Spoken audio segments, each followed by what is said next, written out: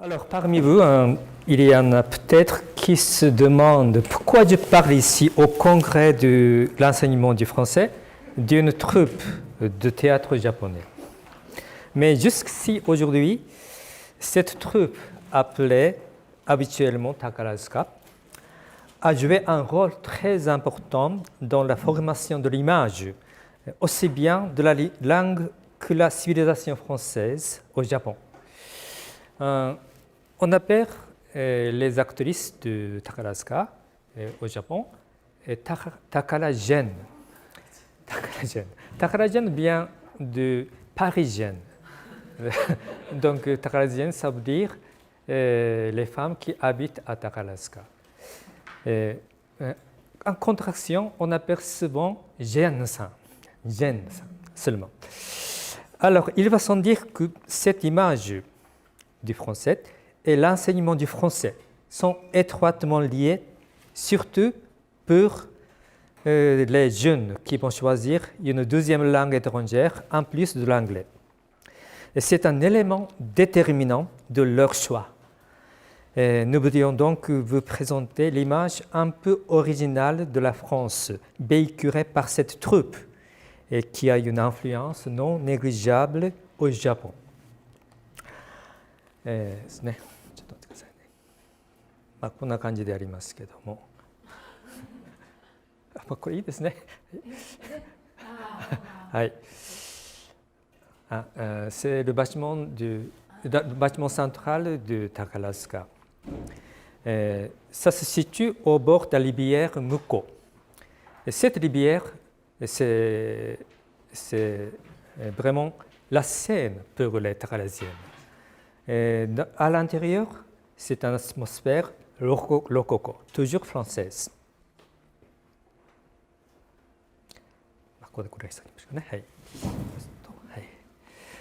Et alors, depuis la fondation de la revue Takarazuka, plus de 100 ans ont déjà passé. À côté du kabuki et du bunraku, dont la naissance remonte au XVIIe siècle, parmi les troupes de théâtre moderne, celle du Takarazuka est la plus ancienne au Japon, malgré son apparente fraîcheur éternelle. Le Takarazuka a été fondé en 1914 par l'homme d'affaires Kobayashi Ichizo.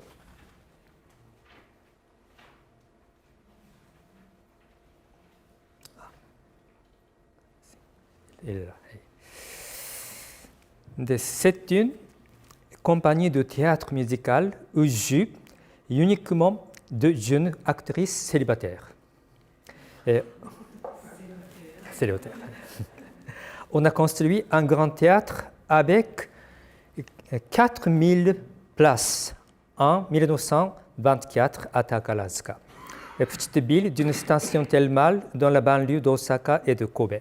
Puis, 10 ans après, un autre à Yurakucho, juste à côté de quartier Ginza, le plus occidentalisé de Tokyo à cette époque. À présent, la troupe siège toujours à Takarazuka, à quarantaine de kilomètres du terminal Umeda, le centre du nord de la cité d'Osaka. Elle y possède un grand théâtre Takarazuka Daigekijo de 2150 places et un théâtre de petite taille, Bahol, 500 places. En outre, elle a un autre grand théâtre et plus de 2000 places, Tokyo Takarazuka Gekijo, à Hibiya, et près de la gare Yurakucho, au centre de Tokyo. Et la compagnie Takarazuka fait partie d'une grande maison mère, la corporation Hankyu Hanshin Toho, Hankyu Hanshin Toho Holdings, souvent appelé le groupe Hankyu. Hankyu, c'est tout d'abord une entreprise ferroviaire créée par Kobayashi Ichizo dans le Kansai. Aujourd'hui, elle développe ses activités dans les domaines commerciaux, immobiliers et de loisirs. Pour Kobayashi, la troupe Takarazuka était toujours la jolie fille de sa famille. Alors, pendant toute l'année, le Takarazuka donne ses représentations non seulement dans ces deux grands théâtres de Takarazuka et de Tokyo, mais aussi dans d'autres régions comme Nagoya ou Hakata à Kyushu. Ce qui rend ceci possible, c'est le système de 5 équipes, Fleur, Lune, Neige, Étoile et Cosmos. Et chaque équipe constitue une troupe indépendante. Et pendant que 2 équipes jouent à Takarazuka et à Tokyo, et 2 autres préparent les prochaines représentations. Et la dernière équipe donne ses représentations dans un autre théâtre. Outre les salles à Takarazuka et à Tokyo, la troupe a un orchestre, et plus de 20 auteurs attitrés, une section des costumes et des corps, et même une filiale qui s'occupe de la publication et de la diffusion télévisée. De plus, on ne doit pas oublier que la compagnie Takarazuka donne ses représentations à l'étranger depuis 1938, comme à Paris en 1965 et 1976. C'est une troupe de grande envergure. Alors, il est particulièrement notable que depuis Mon Paris, la pièce jouée en 1927, le Takarazuka a constamment diffusé une image stéréotypée de la France, telle que la concevaient les Japonais en général, c'est-à-dire le beau pays France ou la ville de Paris belle comme les fleurs, etc. Il est aussi remarquable que le Takarazuka a modifié et accentué cette image française, et avant de l'adopter comme sa propre image de marque. Par exemple, la Rose de Versailles, c'est une pièce très représentative de Takarazuka, considérée comme une pièce représentative du Takarazuka, et dont la scène est située durant la Révolution française. Elle nous présente une France originale qui n'existe nulle part ailleurs. Dans cette communication, nous traiterons donc de cette image singulière de la France présentée dans le Takarazuka, dans le contexte de la localisation culturelle ou du caractère hybride de la culture japonaise. Avant d'entrer en marque, nous voudrions donc présenter un aperçu rapide de l'histoire du Takarazuka.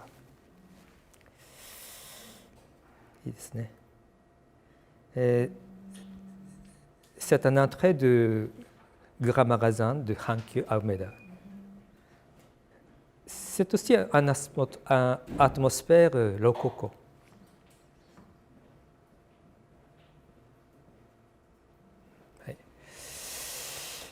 Section 1. Situation des arts théâtraux à l'ère Meiji. Lors de la restauration de Meiji en 1868, qui mit fin aux 265 années du shogunat de Tokugawa, samouraï, le monde du théâtre au Japon était dominé par l'ancien théâtre Kyūgeki, comme Kabuki. Avec le courant rapide d'occidentalisation, un nouveau théâtre de style européen, le Shingeki, est apparu vers 1910, à la fin de l'ère Meiji. Alors, le Kabuki, qui avait aussi entamé sa réforme en introduisant des éléments contemporains ou réalistes, a par contre connu un échec total. Cet essai a été abandonné et depuis, le Kabuki est retourné vers la tradition, comme nous le voyons aujourd'hui. On a aussi assisté à l'introduction de l'opéra et le théâtre impérial Teikoku Gekijo, symbole de l'occidentalisation, a été inauguré à Hibiya en mars 1911. Après un modeste essai, on a donné la première représentation d'opéra au théâtre impérial en 1912, avec la pièce qui s'appelle Yuya, mais dont le résultat était désastreux. Désaccord entre la parole et la musique, immaturité des interprètes, etc., ont provoqué des rires aux éclats parmi les spectateurs. Kobayashi Ichizo, futur fondateur de la troupe de Takarazuka, était là. Parmi les spectateurs moqueurs, il a remarqué un petit groupe de jeunes étudiants qui discutent très sérieusement. Plus tard, il a raconté que cette expérience lui avait donné la conviction du développement futur de l'opéra au Japon. Comme un homme d'affaires, Kobayashi était très sensible au goût de la nouvelle génération. Alors, deuxième section. C'est le théâtre impérial. これ最初のやつですよね。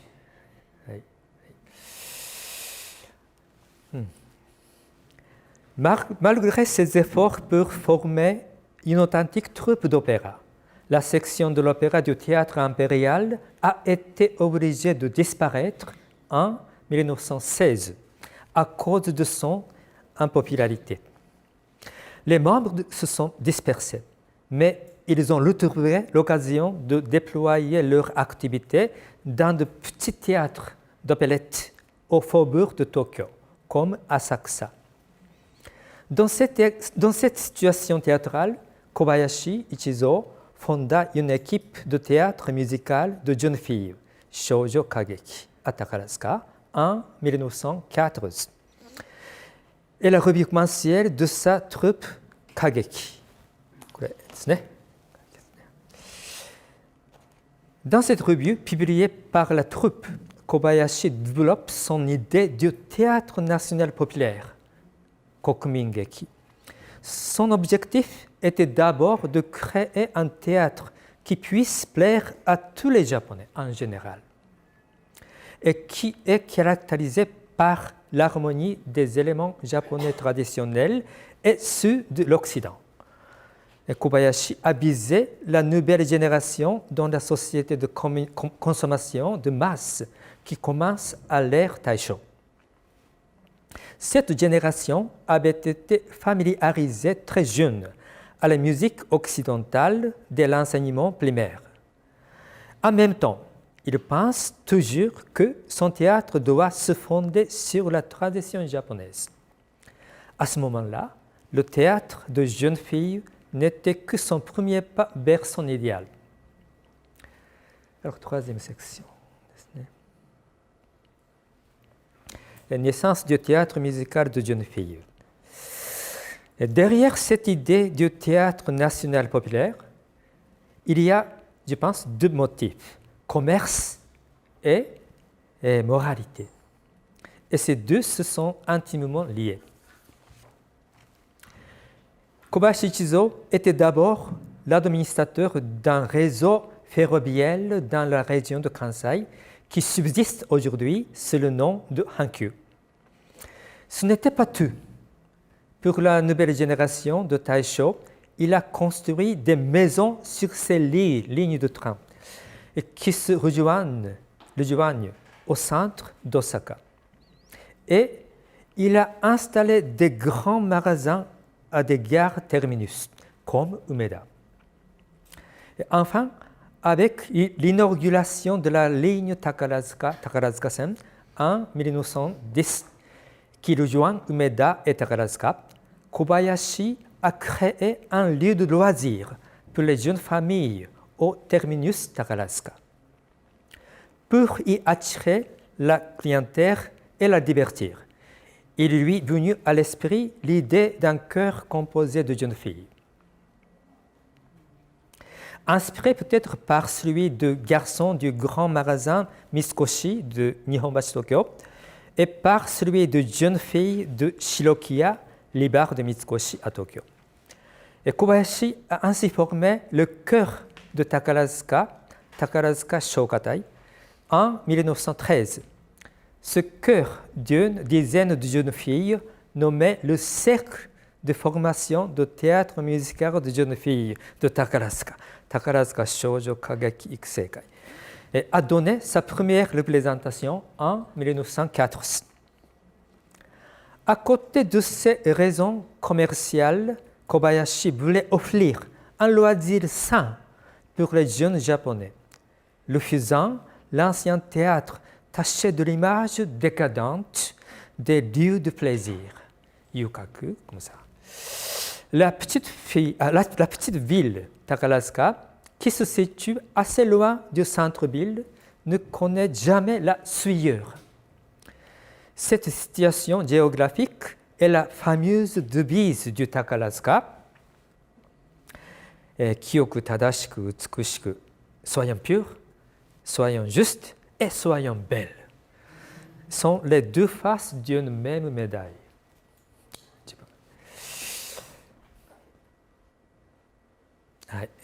Ensuite, quatrième section, point de départ de la formation de l'image française dans le Takarazuka, et Mon Paris et Parisette. En septembre 1927, la première revue du Japon, qui s'appelle Mon Paris, a été montée au Takarazuka, mise en scène par Kishida Tetsuya, qui venait de l'entrer après avoir fini ses études à l'étranger. Cette pièce a eu un grand succès avec ses chansons françaises et danses très françaises. Le thème principal, Mon Paris, a été enregistré sur un disque. C'était le premier cas dans l'histoire du Takarazuka. Et en 1930, l'orientation parisienne du Takarazuka était déterminée par le succès brillant d'une autre revue plus spectaculaire que la précédente, qui s'appelle Parisette, faite par Shirai Tetsuzo, disciple de Kishida, lui aussi revenu de l'Occident. On y entend l'air devenu à présent l'hymne de la troupe du Takarazuka, Sumire no Hana Sakukoro. Littéralement traduit, quand les violettes fleuriront. Mais dans l'original, ce n'était pas les violettes, c'était les lilas qui fleuriront. Shirai a choisi l'image de chasteté des violettes pour les jeunes takaraziennes, jetant les liras qui évoquent des amours trop passionnés. Par ce remplacement, Paris devient une ville chaste, comme les violettes dans le Takarazuka. Nécessairement, les Takaraziennes chastes sont des équivalentes des Parisiennes. Donc, Takarazuka n'est que Paris au Japon. Ici, la France est totalement assimilée à Paris et le point de départ de l'image originale de la France romantique, utopique et innocente est là. La revue takarazienne à la française commence. En 1934, pour son 20e anniversaire, le Takarazuka a inauguré un grand théâtre de 3000 places à Tokyo. Le lieu choisi par Kobayashi était Hibiya, où se trouve à la fois le théâtre impérial, symbole d'occidentalisation, et le palais impérial, centre du pouvoir de l'État, bien sûr. De plus, il n'était pas loin de Ginza, le plus beau quartier de Tokyo.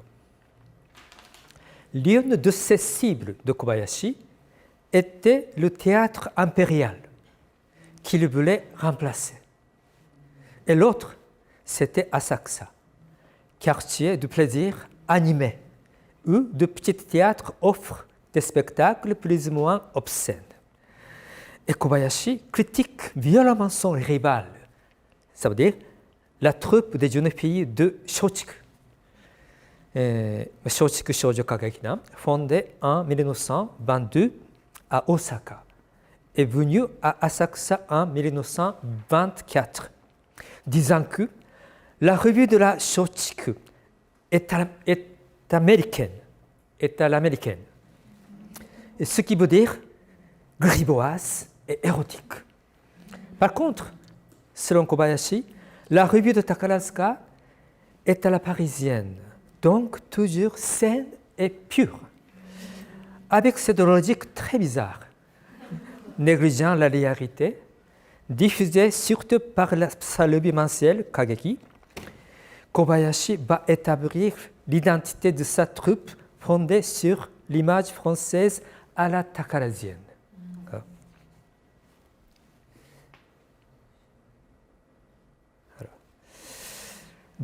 Dès le début des années 1930, qui marque le tournant dans l'histoire du cinéma vers les films sonores parlants, Toki, les Japonais commencent à recevoir frénétiquement les chansons françaises par les films français.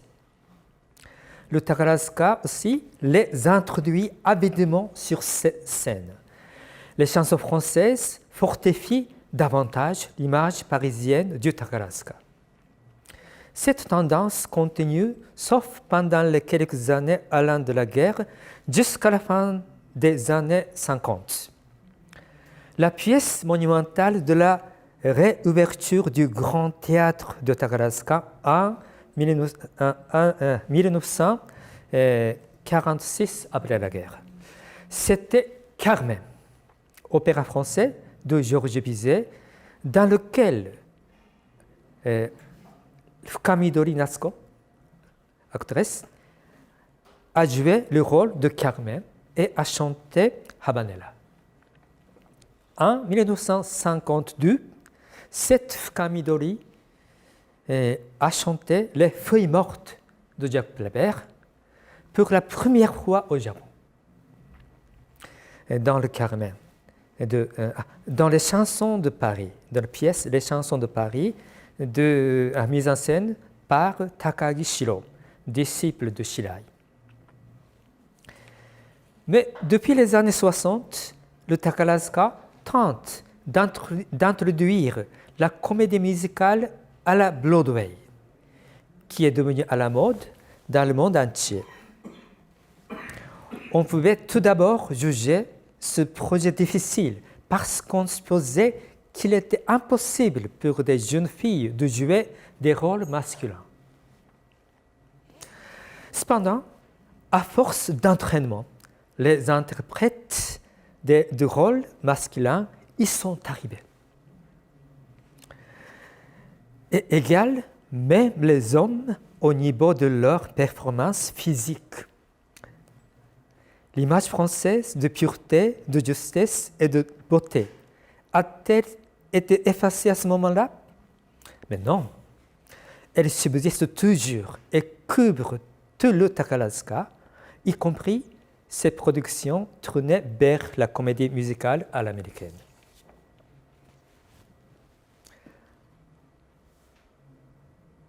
On va à la Rose Versailles. Ce décor a été fait par une de mes étudiantes taïwanaises qui adore le Takarazuka. La première réalisation de la Rose de Versailles, c'est à la fin d'août de 1964, a eu un énorme succès. C'est une adaptation de la série de manga du même nom d'Ikeda Ryoko, best-seller, publié en 1972. Ce manga est classé parmi les shoujo manga, dont les cibles sont généralement les jeunes filles et les petites filles. Et ce manga s'est fait connaître même dans le monde francophone grâce à son adaptation en dessin animé sur le titre Lady Oscar en 1979. Au Japon, on l'appelle habituellement la Rose de Versailles Belle Bala, par la contraction des mots Belle de Versailles et bara qui signifie rose en japonais. Dans cette pièce, la scène est située avant et pendant la Révolution française, en 1789. L'action se déroule autour du destin tragique de Marie-Antoinette, reine de France, guillotinée avec son mari Louis XVI. De plus, ils sont insérés des épisodes impressionnants comme l'amour de Marie avec Marie-Antoinette avec le comte suédois Felsen, l'amour d'Oscar avec son ami d'enfance André, et l'amour d'Oscar à la Bastille, etc.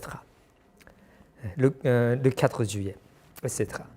Pour expliquer sa réussite éclatante, on a souvent parlé jusqu'à maintenant, par exemple, de la similarité entre l'image takarasienne et celle des shoujo manga, ou du personnage d'Oscar, beauté en costume masculin, qui va parfaitement au rôle masculin du Takarazuka, etc. Cependant, à quoi il faut prêter la plus grande attention, je pense, c'est le caractère hybride de cette comédie musicale. Tout d'abord, on y trouve le style de kabuki, introduit par Hasegawa Kazuo, ancien acteur de kabuki, et surtout dans la scène d'amour d'Oscar et d'André. Puis, les danses à la Broadway, représentant des combats acharnés devant la Bastille, par exemple. De plus, presque toutes les chansons sonnent comme du enka, un genre de chanson populaire japonais en mode mineur. Enfin, le style rococo de Versailles et l'atmosphère très parisienne de quartier populaire donnent une image stéréotypée de la France durant toute la représentation. Certes, la scène se situe en France, mais hors le décor et les costumes. Aucun autre élément de la pièce n'a une origine française. Il ne serait pas si difficile de remarquer le reflet des idées de Kobayashi Ichizo, c'est-à-dire l'harmonie du Japon et de l'Occident. Son idéal est incarné dans cette image originale de la France produite par cette comédie musicale. Ce n'est pas un cas particulier, je pense. L'hybridité est un des caractères typiques de la culture japonaise. Par exemple, cette ville de Kyoto, très japonaise, a été originellement construite sur le modèle de la capitale de la Chine à la fin du 8e siècle. Alors, depuis sa première représentation de 1964, Belle Bala, la Rose de Versailles, s'est développée constamment jusqu'à aujourd'hui. Nous pouvons saisir ce développement en ces 5 étapes. Voilà. D'abord, première étape, 最初ですね、これね、naissance. Et l'an 1964 était le 60e anniversaire du Takarazuka. Mais la pièce principale pour cet anniversaire n'était pas la Belle Bala. Et ce qui veut dire que la réussite de la Belle Bala n'avait pas été prévue à ce moment. En plus, elle a été représentée avec une autre pièce à la japonaise. Après la grande réussite de la première représentation, Belle Bala devient la pièce unique de la séance, Ippon Koen. Depuis, cette pièce est donnée lors d'occasions spéciales pour le Takarazuka. 懐かしいですね。En 1989, le Takarazuka a donné une représentation de la Belle Bala pour le bicentenaire de la Révolution française. Sur la troupe de Takarazuka, je pense, a organisé un tel événement au Japon. En août, cette même année est celle de l'ouverture de la nouvelle ère Heisei au Japon. Donc, il y a une triple signification. D'abord, féliciter la Révolution française, féliciter la nouvelle ère Heisei et féliciter le Takarazuka qui a ouvert la nouvelle époque avec la révolution dans le monde théâtral au Japon.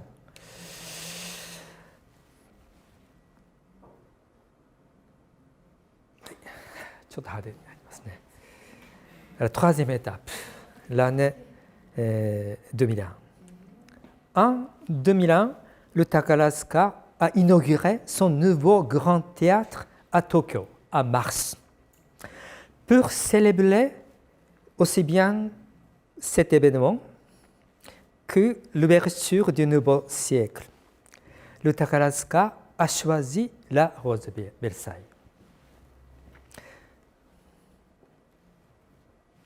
Quatrième étape, 2005-6. 2005 était d'abord l'année suivante son 90e anniversaire. Et la Belle Bala fut représentée pour fêter les 250 ans de la naissance de Marie-Antoinette. Incroyable événement. Dans le manga original, Marie-Antoinette, le comte Felzin et Oscar, tous les trois sont nés en 1755, la même année. Donc, l'anniversaire de Marie-Antoinette est aussi celui de Felzin et d'Oscar. Dans ce sens, l'année 2005 est bien l'anniversaire de la Rose de Versailles du Takarazuka. À la fin, cinquième étape, 2013-15. La pièce choisie pour l'ouverture du 99e anniversaire en 2013, c'était encore la Belle Bala. Et en 2014, lors de son mémorable centenaire, deux équipes ont joué une version différente de cette pièce Belle Bala. Et à l'année suivante, en 2015, la Belle Bala était représentée à l'étranger, à Taïwan. En outre de la Belle Bala, on a vu beaucoup de pièces dont l'action se déroule en France. Par exemple, これは台湾ですね。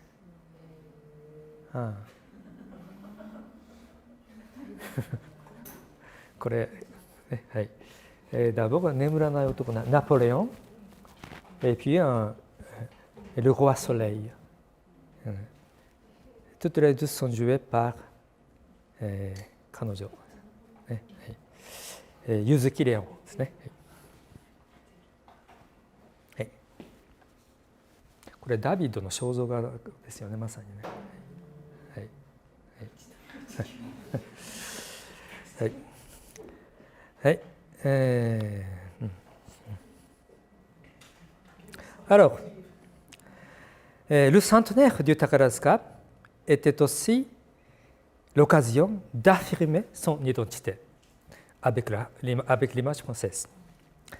Et poursuivant l'histoire des représentations de la Rose de Versailles, nous pourrions comprendre que l'itinéraire de Takarazuka a été toujours lié avec l'image de la France, produite par lui-même.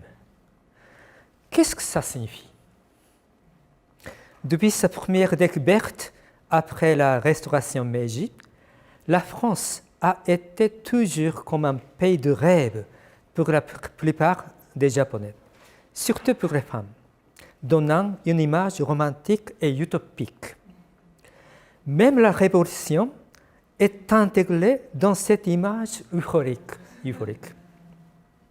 Jusqu'ici, le Takarazuka a donc fonctionné comme un mécanisme qui produit à sa manière sans cesse une image française qui plaît aux Japonais en se conformant à leurs rêves. Ils ne veulent pas nécessairement connaître la réalité de la France. Ils préfèrent goûter l'image agréable que le Takarazuka leur offre. Et la fin.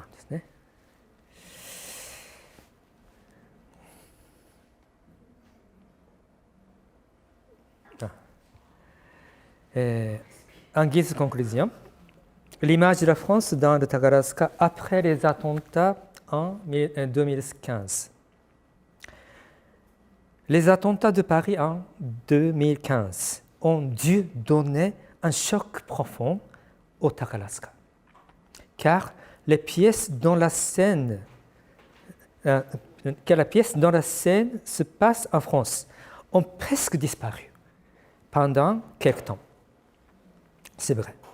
Cependant, depuis cette année, 2017, la situation semble un peu s'améliorer.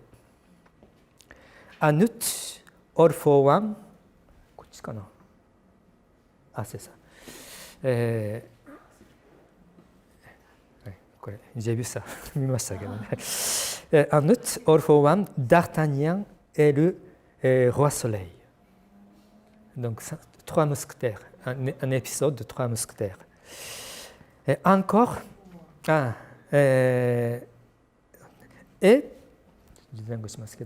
là voilà, Maximilien Robespierre